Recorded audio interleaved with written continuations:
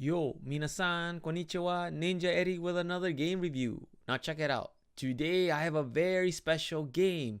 I'm going to review...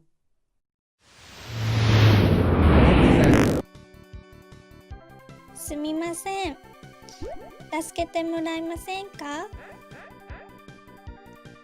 ここはどこですか?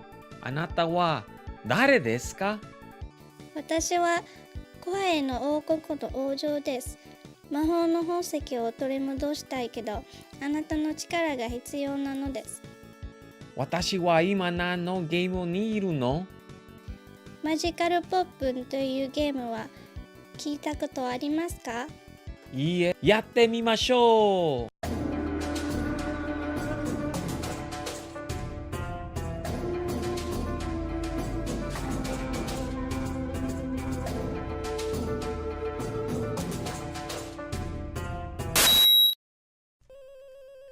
Magical Poppin or Magical Poppin is an adventure side-scrolling platformer game for the Super Famicom developed in 1995 by Polystar and published by Packin Video.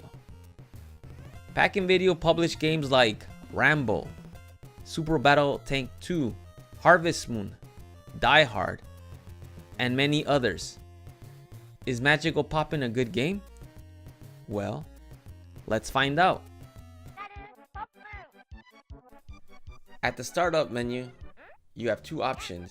You have Game Start or Amake. You are a princess from the kingdom of Tawahi, a peaceful kingdom where magic flourishes. The game starts off as the Demon King has just stolen the magical gem from the king. The princess comes to the rescue and scares the Demon King away. You continue to chase the Demon King as you jump off the balcony, and that's where your adventure begins. The game is an adventure side-scrolling platformer game. The controls are pretty straightforward. The D-pad moves you around. A is for magic. B is to jump or activate switches. X does nothing that I know of. Y is for your sword. Select is for your superpower. Left and right buttons switch your magic spells. The movement in the game are very simple and easy to learn. The princess remind me so much of Link from Legend of Zelda, but I will get to that in a little bit. The game itself has 5 stages in total, but don't let that fool you. These stages are very long and challenging, but more importantly, they are so much fun. You get a special power-up on every level that will help you get through the stage. These power-ups will cost you star power. How do you get star power? You collect them by opening treasure chests or by killing enemies. Each magical spell costs a certain amount of star power. You also gain a special power on each level that will cost extra star power. Your special powers range from Kamehameha to cannonball rolls to total annihilation. The best part is these power-ups will be necessary to get through the levels and the game. The boss battles are pretty challenging but fair. After beating several mini-bosses, you will finally face the stage boss. He's pretty straightforward, a little bit difficult, but after getting his pattern down and several hits, you will defeat him and move on to the next stage. Hey, 驚いたよ。このゲーム最高ですね。王国をもうちょっとで作ることができますよ。ありがとう。でも、そんなに簡単だと思わないで。I will go on record and say I absolutely love this game. This game is what Legend of Zelda should have looked like as a side-scroller.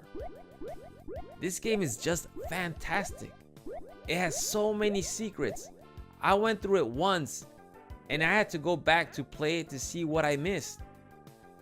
The replay value of this game is very high. The main reason I love this game is because it takes a page from The Legend of Zelda. Now imagine, you're a princess that is a clone of Link. Your mission is to save your kingdom from the Demon King who has taken control of the magical gem. You needed to get back the magical gem in order to restore your kingdom. Along your quest, you will get powerful upgrades that you need in order to get ahead.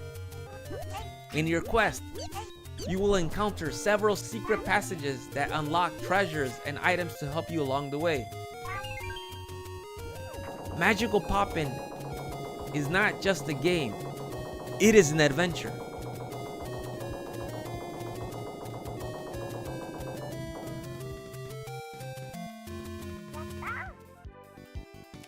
Magical ポップンはゼルダの伝説と違いますよ。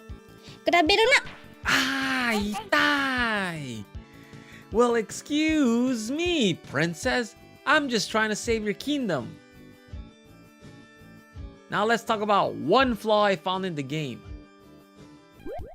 The one flaw this game has are the lack of passwords or save points. So in other words, you have to beat this game in one sitting. You heard me right. One stage alone takes about 20 to 30 minutes depending how good you are. The latter stages take anywhere from 30 to 40 minutes each. Some would say this makes the game more challenging. And they are right, it does. The good part about this game, it has endless continues. So you have that, so you could actually beat the game. The game is challenging, but it is fair. There's nothing wrong with a challenge. I love challenging games, especially really good ones like this one. Stage 5 is a tricky maze because the level starts off with various paths that lead to nowhere. There are many enemies that constantly respawn, which make this difficult.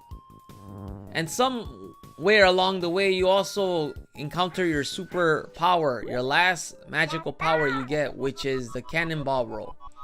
And without this, there is no way you could beat the game. You also have to fight only 2 sub-bosses in this level. They're not difficult to defeat. After beating the last sub-boss and getting through the maze, you will encounter the stage boss, which is, it looks like a robot ostrich to me. But it does make an awesome entrance when it completely wipes out everything. The ostrich is a bit tricky to beat, but it has a very simple trick. All you have to do is hit the head when it charges you. After it charges you, hit the head. The belly will be exposed and just go for the belly. And then immediately duck and cover it because it'll start shooting random fire at you. And it has like 3 attacks, but nothing crazy. It's pretty straightforward once you get the trick down. And that's how you do it. Yosh! Kata yo! ごめんなさい、忍者エディ。でも、王女は違う後ろにいるよ。本当に？疲れた。これが最後のレベルだよ。本当だよ。わかった。行きましょう。This has to be the longest level in Nintendo history. I'm over exaggerating a bit, but this level is very long. There are about 60 rooms in this giant labyrinth. And it is hard. You will fight a total of 9 sub-bosses before you fight the final boss. The good thing about this level is you get many foods to keep you alive. With that said, do not take all the food items unless you really need it. It is very important to ration your food in order to survive. Secondly, the level is much easier if you were able to find the heart containers that increase your life. In this stage, you will use all your spells in this level and also your experience you gained. So I highly advise to use your star power wisely.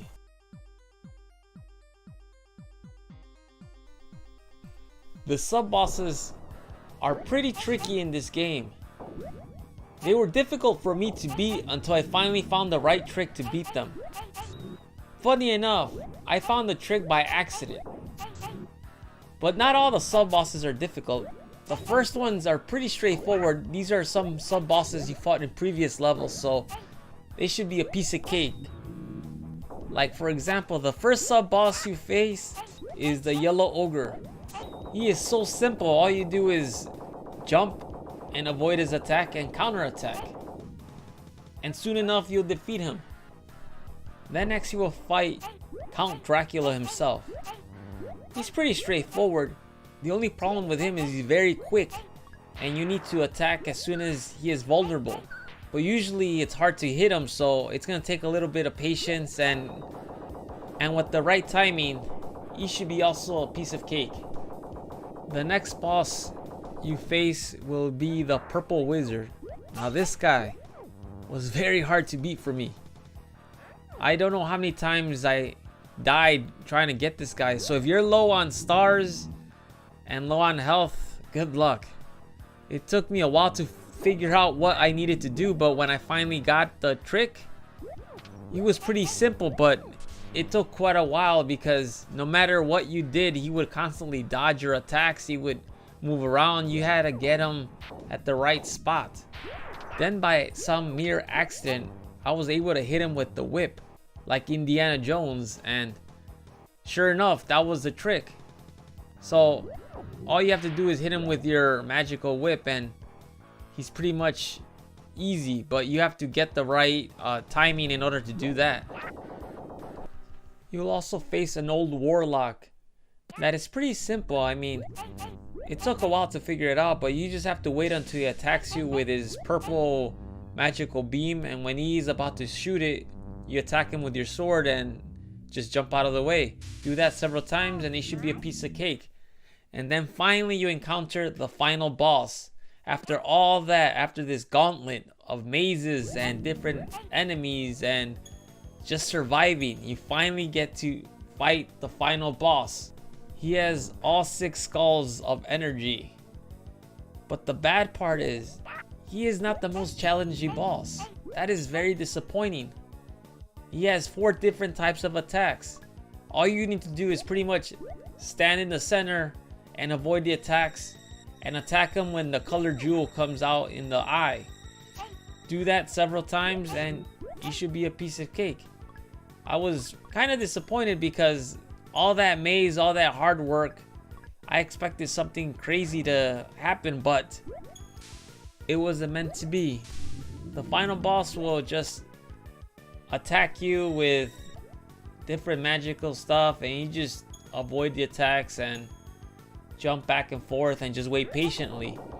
It's not really challenging, to be honest with you, but like I said, if you're probably gonna be low on health at this point if you didn't know how to beat the old warlock, because you do get some nice food items right before you fight the old warlock. So if you know how to beat the old warlock, the final boss shouldn't be that difficult. After you finally beat the final boss, you get to see the cutscene where the Demon King is fading away and the magical gem is returned to you, and you go see the king, your father, and he's so happy to see you, and that's the end of the story. There are many duplicate cartridges out there, but there's only one that I know that is authentic, and it's sitting right now in Tokyo for about 140,000 yen, which is about $1,200. You can buy the game. It's probably collecting dust right now. Is it worth it? It depends on you. It's actually a really good game, but I personally wouldn't pay that much money. That wraps it up for this week. Thank you so much for watching. Stay tuned for my next review. I will talk to you later. Hasta luego. Matane.